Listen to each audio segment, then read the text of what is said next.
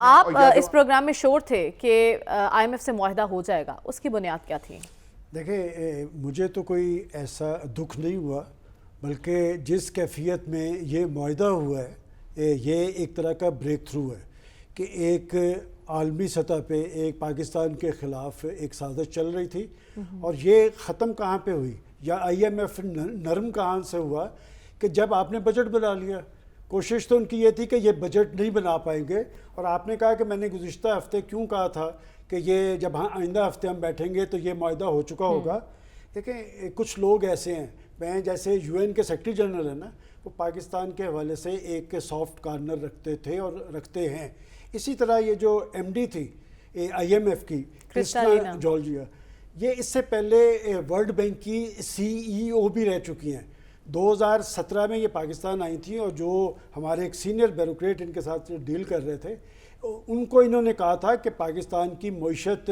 درست سمت میں ہے، اور اگر یہ سمت جاری رہی تو پاکستان سٹیبل ہوگا اور پاکستان آگے کی طرف بڑھے گا۔ اور اسی سینئر بیوروکریٹ نے مجھے بتایا کہ جہاں پر وہ قیام پذیر تھی تو انہوں نے جب اخبار دیکھا تو اس وقت ایک کیس لگا ہوا تھا یہ پاناما لیکس کا، تو لیڈ دیکھ کے اس نے کہا کہ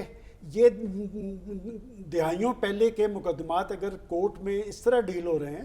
تو پاکستان آگے کی طرف نہیں جا سکے گا۔ تو اس سینئر بیوروکریٹ نے کہا یہی ہمارا بڑا المیہ ہے۔ بات یہ کہ یہ ایم ڈی صاحب کا پیچھا کیا پاکستان کے پرائم منسٹر نے، 5 ملاقاتیں وہاں پر کی، ٹیلی فونز کیے، اور یہ بہت بڑا کریڈٹ ہے اس لیے کہ ہم ایک پریشان کن صورتحال میں تھے۔ دیکھیں مریم، لمحہ فکریہ ہمارے لیے یہ ہے کہ ہم قرضوں کی معیشت ہے۔ ہر حکومت آ کر قرضے ملنے پر خوشی کا اظہار کرتی ہے، اور قرضوں کی معیشت سے کبھی ملک آگے کی طرف نہیں جاتے، کبھی قومیں نہیں بنتی۔ اور میں سمجھتا ہوں کہ پرائم منسٹر صاحب نے گزشتہ روز اپنی پریس کانفرنس میں درست کہا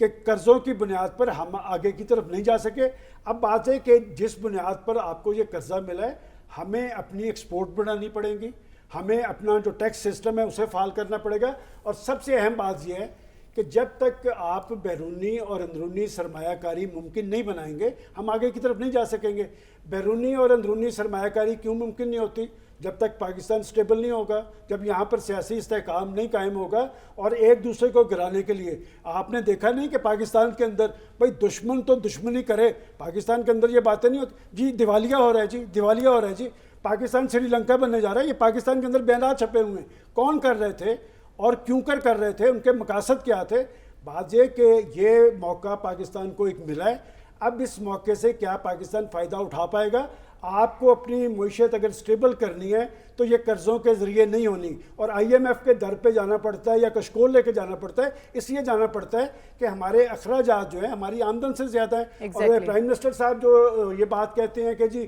اس کا بوجھ اشرافیہ پہ جائے گا، دیکھیں بات یہ کہ یہ بات وہ بڑی دیر سے کر رہے ہیں، اور میں بھی ایک بات بار بار کہہ رہا ہوں کہ اشرافیہ پہ آپ وزن ڈالنے کی بات کرتے ہیں، اشرافیہ تیار نہیں ہے۔ ایک طرف مجھے یاد پڑتا ہے کہ خواجہ آصف صاحب پینشنز کی بات کر رہے تھے کہ جی ان کی پینشنیں اتنی ہیں، اور پھر اسی حکومت کا وزیر خزانہ 20% ان کا اضافہ کرتا نظر آ رہا ہے۔ اور آپ ذرا دیکھیں کہ جس طبقے کی وہ بات کر رہے ہیں کہ ان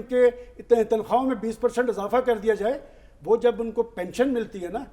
تو ان کی تنخواہ سے زیادہ پینشن ہوتی ہے، اس لیے کہ 35% ٹیکس بھی ختم ہو جاتا ہے۔ جب تک یہ لوڈ اشرافیہ پہ نہیں آئے گا، اربوں خربوں 93,000 گاڑیاں سرکاری اس ملک کے اندر، میں ایسے لوگوں کو جانتا ہوں جن کے پاس 4 گاڑیاں گھروں کے اندر، جب تک ان پہ لوڈ نہیں آئے گا پاکستان کے 22 کروڑ عوام مسائل اور مہنگائی کی آگ میں جلیں گے۔ میں سمجھتا ہوں کہ یہ ایک اچھا موقع ہے اپنی معیشت کا رخ درست کرنے کا۔ اور ایک اور اہم بات یہ ہے کہ اب پاکستان کی سیاسی اور عسکری لیڈرشپ نے قومی معیشت کی بحالی کے ایک پروگرام پہ کھڑے ہوئے ہیں۔ اس کو آگے لے جانے کے لیے بھی میں سمجھتا ہوں کہ پاکستان کے اندر سیاسی استحکام کی ضرورت ہے۔ جب تک پاکستان کے اندر سیاسی استحکام نہیں ہوگا، آپ پلان بڑے بڑے بنا لیں، پروگرام بڑے بڑے بنا لیں، پاکستان آگے کی طرف نہیں جائے گا۔